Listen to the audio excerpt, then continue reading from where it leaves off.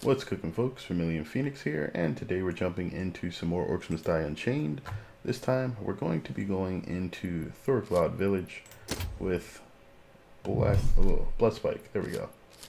I haven't completed this with him yet, and it's a good time to take a look at some of the changes that the developers have added in the 1.8 patch.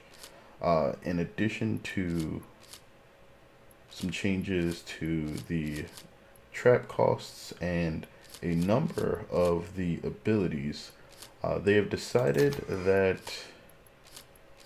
there we go, Joy's Pain, that's good, and let's go ahead and make a bunch of my traps cheaper. Here we go.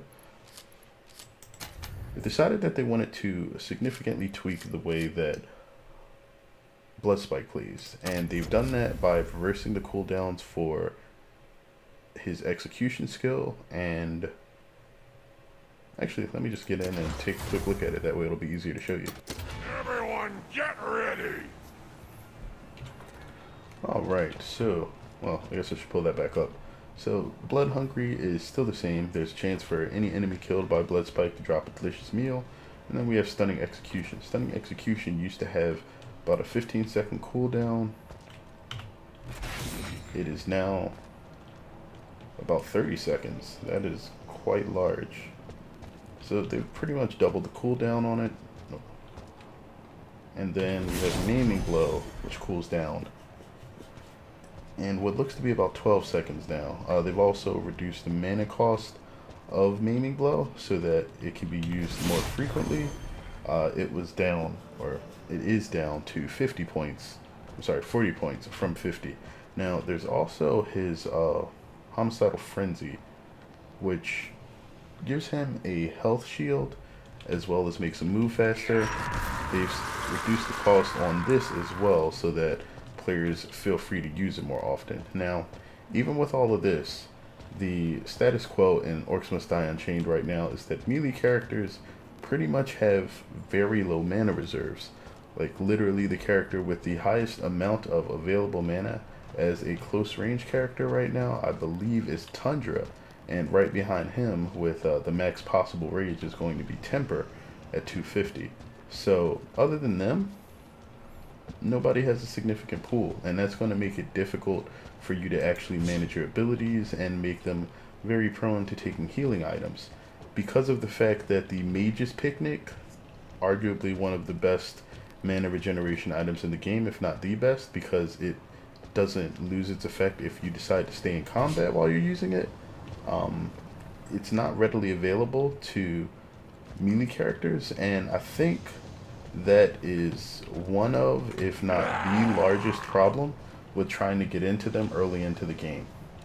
They are very mana hungry, and My favorite there's nothing that's really synergizing with them as far as the starting equipment. Bring the enemy here. I remember these. Okay. I think there's going to be a good enough amount of stuff to get started. The enemy has opened a minion portal. So other than that, I don't think they've really tweaked too much with Bloodspike. You still should be able to play very well. Oh, they've also increased the duration and I believe the max number of the Bloodbath stacks. So that could make a significant difference here.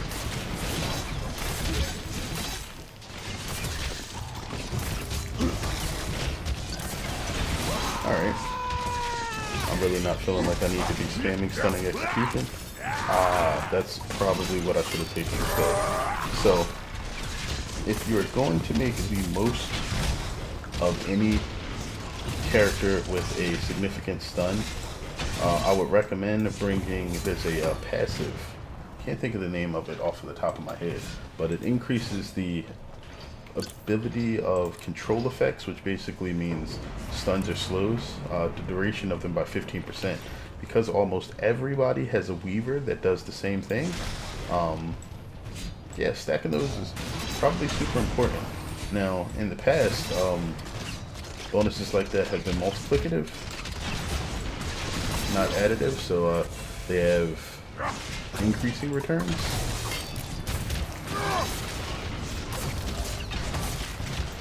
So it's probably a good idea to test that out. You might be able to get like some super significant stun chains going with certain characters. And that's probably one of the more important things about playing in teams too.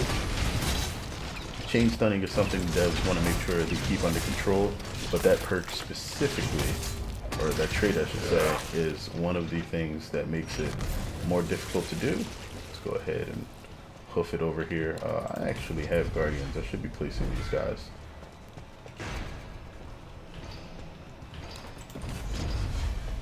The enemy army is attacking on another front.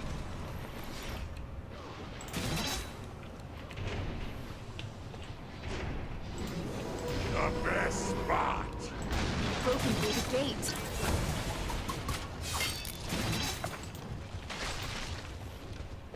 Okay.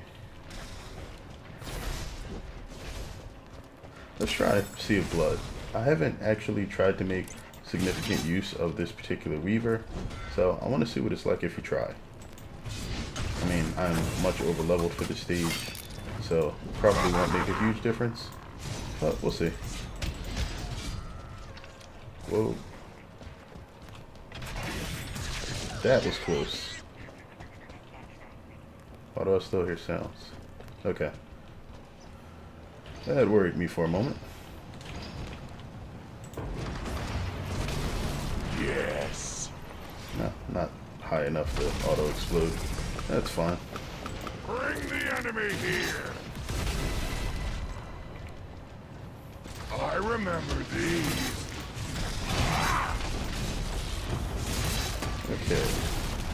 So, lots of big things. Enjoy that, did ya? Nope. Not gonna get off that easily. Alright, so these guys are over here. Just blow them up.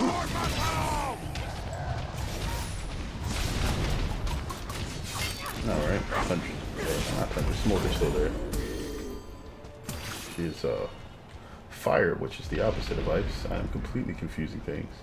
Oh, okay. Wow, those guys were still stuck down there?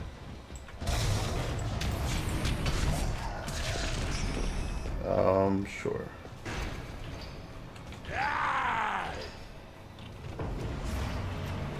Okay, let us... Yes. make sure that we're making it as difficult as possible for these guys to get up here easily. Oh, my favorite. Reduce the mana cost of Maiming Blow. Well, I guess the 33% cooldown reduction on stunning execution is a much more important Weaver now because of exactly how much cooldown it reduces. It's now a full about 10 seconds, whereas before it was about 4. So that makes it a much harder Weaver to overlook now, actually. So one of the things that I've found with this particular patch is that the tweaks to various characters' skills have basically sort of reprioritized the Weavers very significantly. And I'm not sure if that's good or bad yet, although what I'm finding is that there are some Weavers that I'm pretty much always going to be taking now, except for very specialized team setups. So, with that said, there's a lot of Weavers that I didn't have to pay attention to at all before that I do now, and there's some Weavers that I would pretty much never decide not to choose. Ooh, that was a nice bonus. For those that don't know, any enemies that happen to be mid-air, when they get hit with any sort of damage, take 4 times the damage. And because Floor Scorchers pretty much double as flip traps, they actually allow you to get that quad damage bonus. Quad damage. When you do things at just the right times. This doesn't just apply to hero damage, this applies to other traps doing things too. Okay, we're going to go back up there because I think this side is pretty much good on its own. Alright, come on, Ivy. Can I still? Yes, you can. Alright. So, one of the things that I was wondering about is... 20 damage over 5 seconds. It's not a lot. But, and that's only during Frenzy. No. Looks like we're still going to be going with shock value.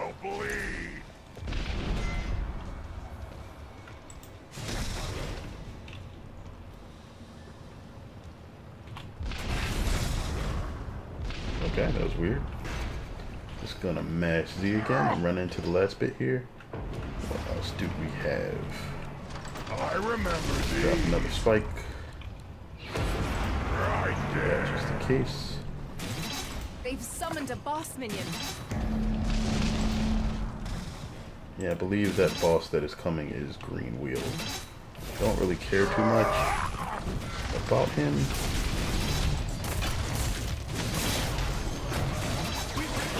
And that's pretty much wow. Wow, he got hit really hard. I feel like the longer living stacks of Bloodspike are actually pretty significant now. The increased duration to 8 seconds, in addition to being able to grab that Weaver for 4 more seconds, is pretty nice. It gives him a sort of sustainable damage buff rather than the really short-lived ones that he had before.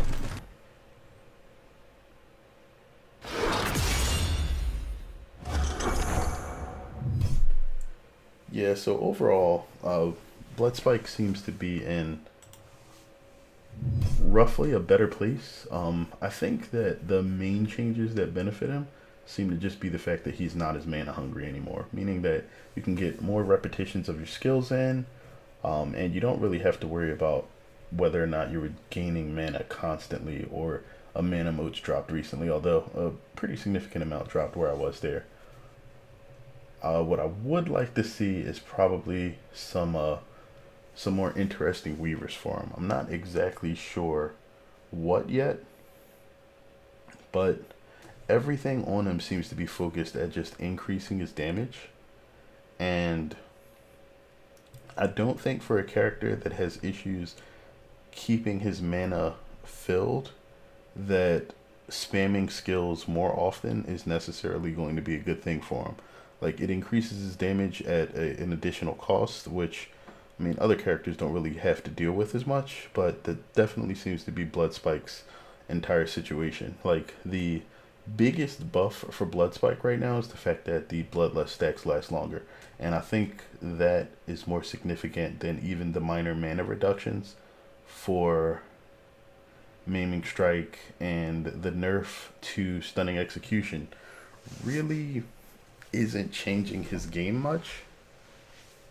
It's going to affect Endless, which of course the devs don't want people on for 6+ hours easily, but at the same time, in the normal game, you're not going to notice a difference. But I'd say kudos on the Bloodlust stacks buff, and everything else is pretty much bleh. Either way, that's enough talking about Bloodspike immediately. There's probably a few more things that'll change with him in the future to make him a bit more integrated with parties, but right now, with the nerf to his Stunning Execution, I think that other characters that have more consistent stuns may wind up in the parties more often, but we'll have to see. Either way, thanks as always for tuning in, guys. I sincerely appreciate it. Let me know what you think of Bloodspike. Have you had any difficulties playing with him? Has the recent changes improved your effectiveness with him on any of the stages? What are your thoughts on what needs to be changed with him? Do you think he's a good character? Does he need a complete retooling? Like, let me know. Either way, again, as always, thanks for watching. And until next time, folks, have a good one.